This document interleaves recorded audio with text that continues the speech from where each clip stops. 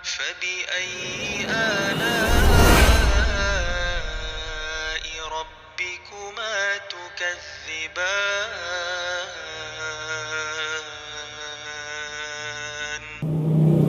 Assalamualaikum warahmatullahi wabarakatuh. Minal aidin wal faizin dari keluarga kami STRS Family Sinaga. Kami sekeluarga mengucapkan selamat Hari Raya Idul Fitri 1442 Hijriah. Semoga setelah Ramadan ini keluarga kami makin istiqomah dan barokah di jalannya Allah Subhanahu wa taala. Amin ya rabbal alamin. Assalamualaikum warahmatullahi wabarakatuh. Pada kesempatan ini saya sedikit mau cerita sehubungan bagaimana pengalaman pengalaman saya setelah memeluk agama Islam. Rupanya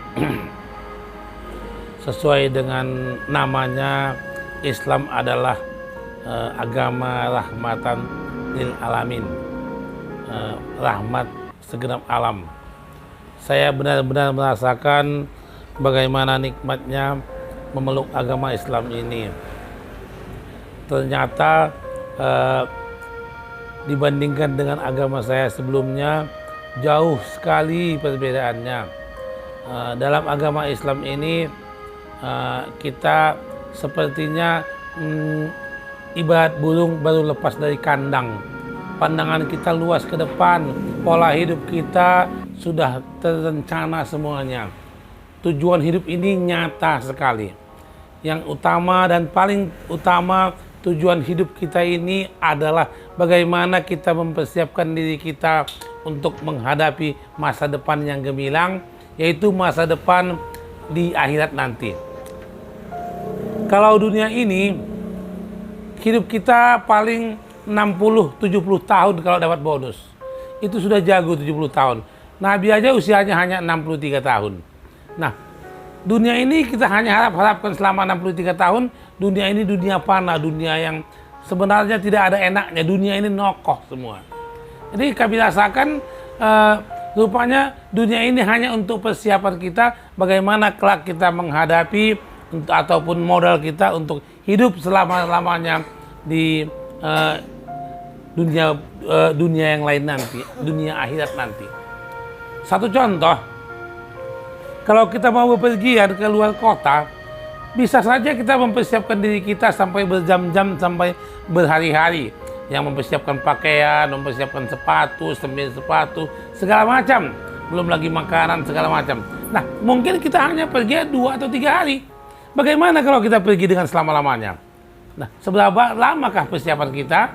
Kalau kita pikir-pikir, persiapan kita sepertinya waktu yang disediakan Allah kepada kita itu kurang rasanya. Jadi saya merasa bingung dan merasa heran, mengapa orang yang dari keturunannya, dari nenek moyangnya Islam, kenapa dia tidak pernah terpikir seperti itu? Satu contoh, saya pernah dalam satu ketika mau sholat asar di dalam satu masjid. Kebetulan di masjid ini, masjid perkebunan. Masjid perkebunan. Biasanya banyak kalau di masjid perkebunan ini yang sholat. Kebetulan kami hanya berdua saja sholat asar. Kawan yang saya dengan mereka itu sama-sama sampai ke masjid, sama-sama berwudu. Begitu sampai masuk ke dalam masjid, dia mengajak saya sholat sendiri-sendiri. Sementara yang saya tahu, yang saya pelajari, saya tahu bahwa sholat itu jauh lebih baik dan banyak hadis-hadis menyatakan bahwa sholat itu, sholat berjamaah lebih baik. Dia mengajak sholat sendiri-sendiri. Saya suruh dia makmum, saya suruh dia imam, dia nggak mau. Sementara saya paling baru hitungan minggu, 2 atau 3 minggu baru kami masuk Islam. Terakhir mau tidak mau saya jadi imam. Ternyata setelah kami selesai sholat asar, kami berbincang-bincang cerita dengan si kawan saya sholat tadi. Rupanya dia sejak kecil tidak pernah mengenal ajaran Islam. Baru belakangan ini, baru saja dia memulai sholat. Jadi dia nggak mau jadi imam. Sementara saya baru 2 atau 3 minggu baru masuk agama Islam. Lalu sayalah menjadi imamnya, dia jadi makmumnya. Cara bermakmum, berimam berdua pun dia tidak tahu. Terpaksa saya juga yang mengajari. Nah, oleh karena itu saya merasa untunglah saya sudah di usia 50-an tahun mendapat hidayah dari Allah. Saya sedikit-dikitnya dalam sisa hidup saya ingin persiapkan bagaimana caranya, apapun kekuatan hamba siapkan untuk persiapan ke masa depan. Sebenarnya sungguh banyak pengalaman yang saya dapat setelah kami memeluk agama Islam.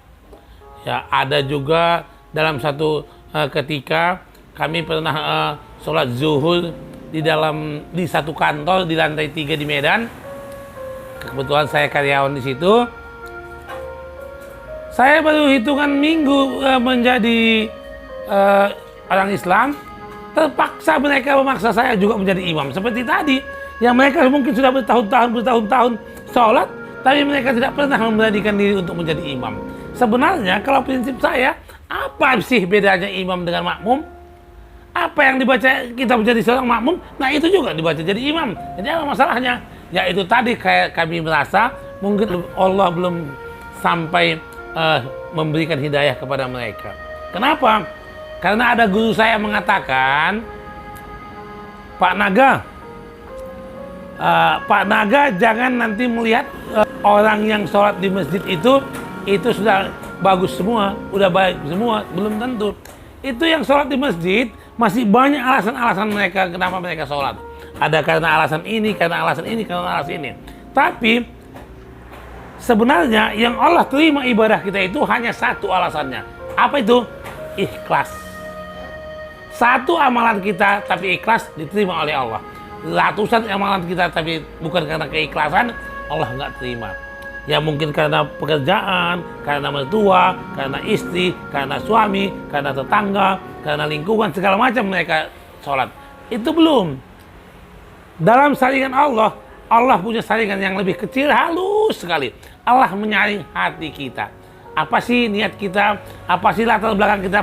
Kenapa kita sholat zuhur? Kenapa kita sholat asar? Dan seterusnya. Nah itu tadi, benar-benar satu keikhlasan. Dan banyak lagi yang lain-lain. Kalau saya ceritakan pengalaman-pengalaman kami, sungguh banyak bagaimana pengalaman kami. Baru 3 minggu sudah menjadi imam di satu musola. Ini semua kami yakin bukan karena kepintaran kami, bukan karena kekuatan kami, karena Allah yang memberi petunjuk, memberi hidayah kepada kami.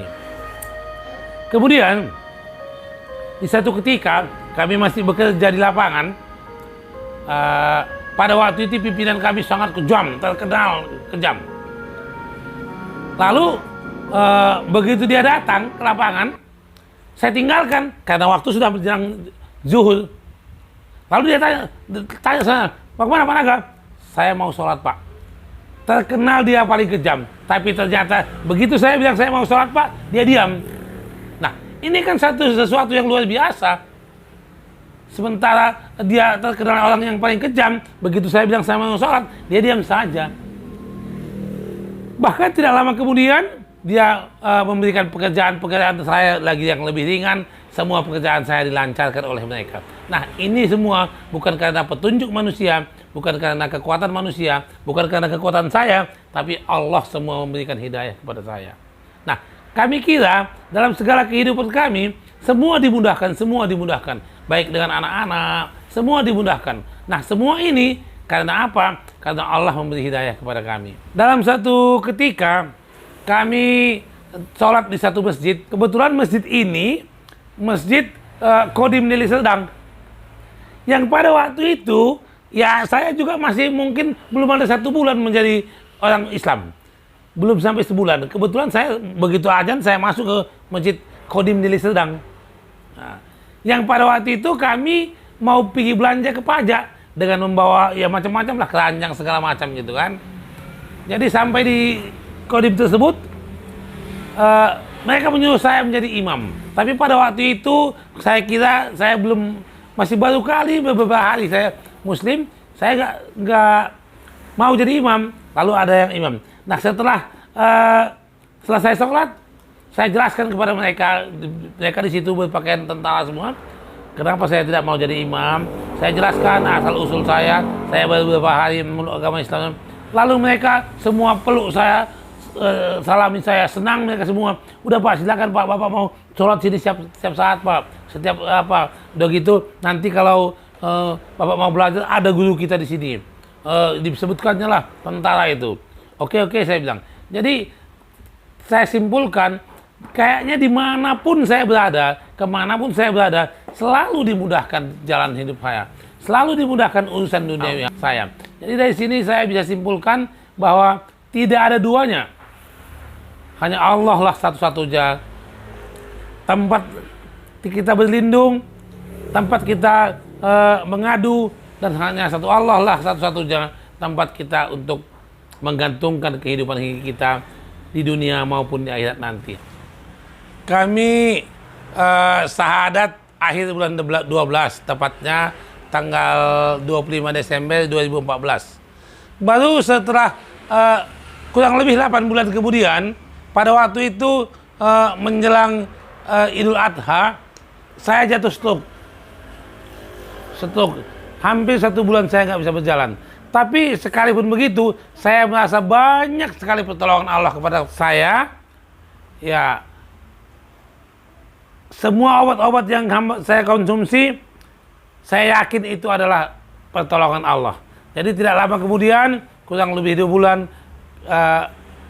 kesehatan saya pulih kembali. Nah, dari sini kami simpulkan segala sesuatu bersadarlah kepada Allah. Dan kami yakin Allah pasti memberikan yang terbaik kepada kita, tergantung kepada niat hati kita. Ya, segala sesuatu kuncinya niat. Innamal a'malu binniyat. Kalau kita sholat, bagaimana niat kita? Kalau kita bekerja, niatnya apa? Kalau kita segala sesuatu tergantung niat. Kalau kita sholat, niat kita kepada Allah. Kalau kita bekerja, misalnya ke ladang bekerja, niat kita untuk membesarkan anak. Nah, ini juga satu jihad. Segala sesuatu pekerjaan yang kita kerjakan, buatlah niat kita dalam nama Allah. Maka ya kami kira sampai di sini dulu yang bisa sama sampaikan. Ya mudah-mudahan ke depannya kita senang berbagi pengalaman kepada semua saudara-saudara kita, khususnya sesama mukmin. Wassalamualaikum warahmatullahi wabarakatuh.